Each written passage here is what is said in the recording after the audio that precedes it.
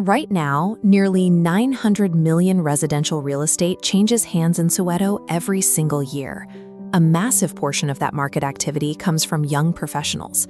New, ambitious buyers under the age of 35 are moving in and excitedly purchasing their very first homes. You can see the transformation on the ground. Property values are climbing steadily.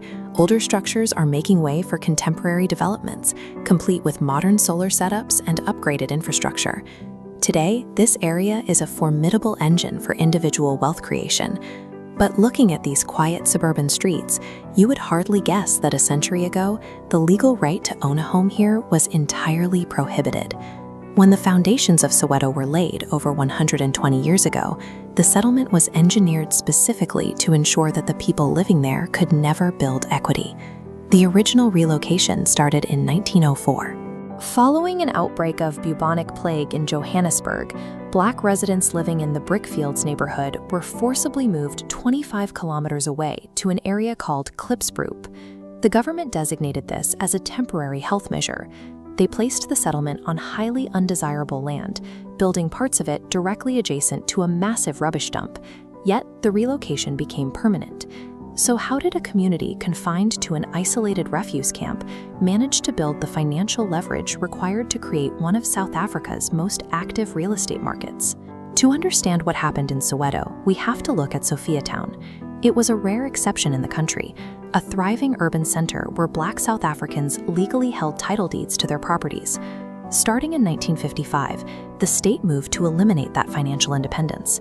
Over a period of 5 years, they forcibly removed more than 60,000 residents and physically demolished their homes. The government relocated thousands of those displaced families into newly constructed, state-controlled developments like Meadowlands. By 1963, these expanding grid-like blocks were officially grouped together as the Southwestern Townships, or Soweto. The destruction of Sophiatown systematically erased decades of accumulated capital and severed the ability of those families to pass down their net worth. Inside Soweto, strict laws barred Black South Africans from holding property rights.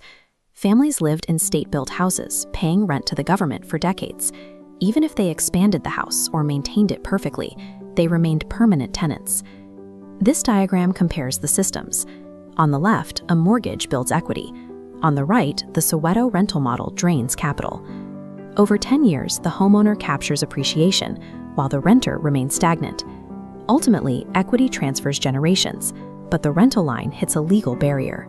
While the 1976 Soweto uprising was ignited by discriminatory education policies, it was deeply fueled by these suffocating living conditions and the economic ceiling placed on the entire community. Through persistent civil resistance over the following decade, the government's grip began to slip. By the 1980s, the state introduced minor concessions, allowing the first limited forms of home ownership. People continued to build businesses, expand their homes, and forge tight-knit communities despite the hostile legal environment, creating a massive, suppressed demand for true ownership. In 1994, the legal barriers were finally removed. Millions of South Africans gained equal access to the property market, and the state began transferring government-owned rental houses directly to their long-term occupants. This chart tracks the resulting surge in property registrations.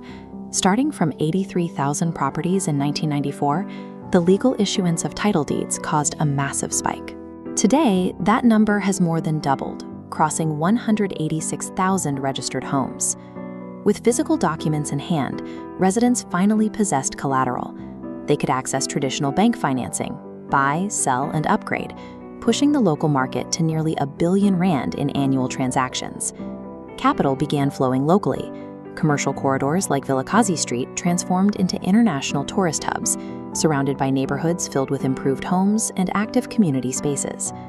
By securing the legal right to hold equity, the residents of Soweto turned an isolated, heavily policed settlement into an undeniable economic force. Yet, the administrative reality of transferring so much property is complex. Across South Africa today, there is a national backlog of more than 1.2 million outstanding title deeds. Until those documents are processed, many families are stuck facing the same problems their parents did. Without a registered title deed, they cannot secure a bank loan against the house, legally sell it to a buyer, or ensure a smooth inheritance. Navigating these bureaucratic hurdles requires deep knowledge of both the local market and the legal system, which is why having experienced advisors is essential to finalizing true ownership. The history of this market shows us precisely what real estate means in practice. Securing your property rights ensures you have an enduring financial asset to hand down to your children. To learn more about securing your own piece of this market, reach out to Annex Property Group. Take the first step toward building a legacy of your own.